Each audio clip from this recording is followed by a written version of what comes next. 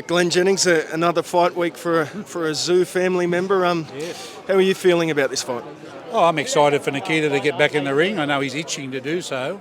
Going towards the end of April, so it's been a while. But yeah, great fight, great opportunity, and a big stage. How would you describe the sort of banter and the back and forth between these two? Because it's getting a little bit interesting. Oh, it's as it should be. Boxing's an entertainment. Part of the whole night is, let the boys have their say, let them build it up. It's almost sold out, so they've done the job. But I think also too for these guys, they both credible fighters, and so any little advantage they can get over them psychologically, they're going to grab. Have you seen people online sort of overlooking Danilo and saying he's not up to Nikita's standard?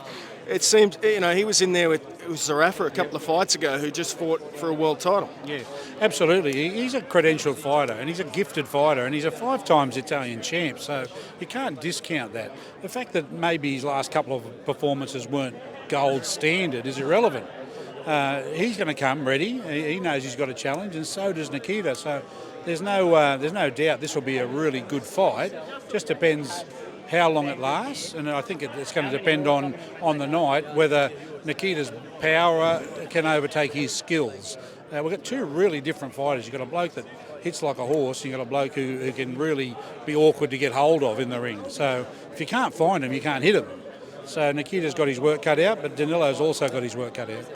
Yeah, he took Nikita over to Vegas for a training camp. What was the thought process behind that? What did he get out of those camps? Oh, look, at 8 fights in, Nikita's coming along beautifully, but there's things we're still working on. He's got still got things to improve on, so the camps are critical, and we got him in with multiple fighters from all different countries and all different styles, and you can only come out the other side better, and he sparred beautifully over there, so we're excited to see what he learnt from that in the ring on Wednesday night. And every opportunity I get to take Nikita overseas to expand his horizons has got to be a bonus. Now, talk to us about the management company you got at the moment. Who are some other fighters that are coming through? Fight Life Management's coming along beautifully. You're going to see in June on a no limit card, you'll see Brendan the Bull Gratch back in the ring after his amazing knockout last time round. The Pocket Rocket, Amber Amelia, will be back in the ring. You're going to see one of my new signings who I absolutely believe will be one of our next superstars, Billy Polkinghorne, fighting in the welterweights. It's something very special, Billy, so watch out for that. Vegas Larfield comes back into play in June. I think it's going to be a lot of Fight Life guys on that fight card. Liam Wilson, we're working with Liam. He's in Sydney tomorrow, meeting with us tomorrow, going forward on Liam. Had another great showing in Arizona. Had Oscar Valdez almost done and dusted, mate, but that's boxing. It can be 1 second or one punch in the elite level. So Liam will be back stronger than ever. Of course, Tim now just arrived back in Australia. We'll catch up this week and we'll start plotting Tim's return. Huge amount of excitement. And of course, Shannon O'Connell back on May 11th. After her shoulder replacement, believe it or not. It's an amazing story in itself, but no one's going to stop that girl. She's ready to go again. So, yeah, really exciting times ahead. A few weeks on now since Tim Tszyu's fight against Sebastian Fundora. How do you look back on that night? Oh, look, with great respect, but also with a sadness.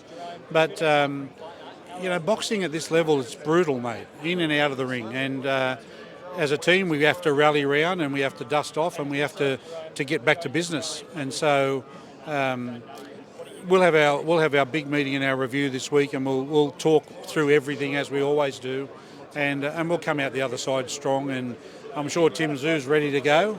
Got to let that wound have plenty of opportunity to heal. It was a very, very nasty wound, and probably the most unlucky wound you could ever possibly ask for in boxing. To lacerate a carotid artery is almost like a surgical problem to try and deal with in 60 seconds in the corner. That's just an impossible task. So kudos to Tim. He showed everyone just truly who he is. And despite the result, I think his stocks worldwide have gone through the roof based on he showed everyone what it's like to be a real warrior, a real fighter. Everyone wants to know, is it the rematch that you guys would like next, in a perfect world, or? In all honesty, I think the rematch is a long way off. Sebastian Fundora's facial damage is severe, and he's going to have some multiple surgeries to get that sorted. So they have suspended him till September, and then if you add 3 months on for a camp, that's going to carry him into 2025. You know Tim as well as most. Do you think Tim's going to sit around till 2025? It's not in his DNA. So we'll be looking at working on another option with a view to going into that early next year if it's available. What's Tim's mindset like? Have you had a chance to speak to him? No, we've given Tim a great opportunity. We've left him alone. Devastating for him. But Tim's one of those guys that it'll be okay. Let's have a chat and let's move on. And he's back in the gym already. He was back in the gym 3 days into his holiday in Hawaii, which is typical for Tim. He just loves it. He loves the challenge. He'll be back, and I think Tim Tszyu will come back with a vengeance.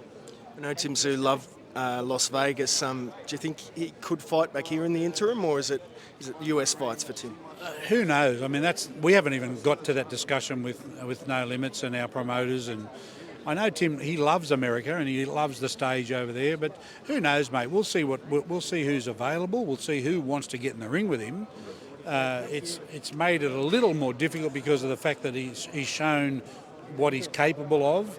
He handled Fundora very well in the first 2 rounds, and the cut changed everything. I think those in the know would say, wow. And then he went 9 rounds when he could barely see. It's pretty much self-explanatory. There's probably a few of our names that may have wanted to fight Tim Tszyu who are having second thoughts, which makes it a little bit harder for us to try and to get it together. But that's what we do. We'll get together and we'll make something happen, and we'll be happy to announce that when we get to that point. Now, you mentioned Liam Wilson. How proud were you of his performance against Valdez, and what do you want Liam to do next? Liam's an interesting case. Once again, he fought beautifully, and Oscar Valdez said, "You had me, man," and that's going to live with Liam forever. He said, "You had me." He said another 5-10 seconds, and I was gone. And he said that to him twice, so he was very, very gracious about it. Unfortunate for Liam, he had that little lapse where he sort of invited them back in, and we've got to work on that, and that's in play now. So we're looking at all options for Liam, and we're just going to work on a few things that he needs to really get right, that I'm sure Liam Wilson will get to that. He'll have that belt. I've got no doubt about it. It's just a matter of time, and it's a matter of us as a team understanding what we need to do to help him get there. Thanks so much, man. Pleasure, mate.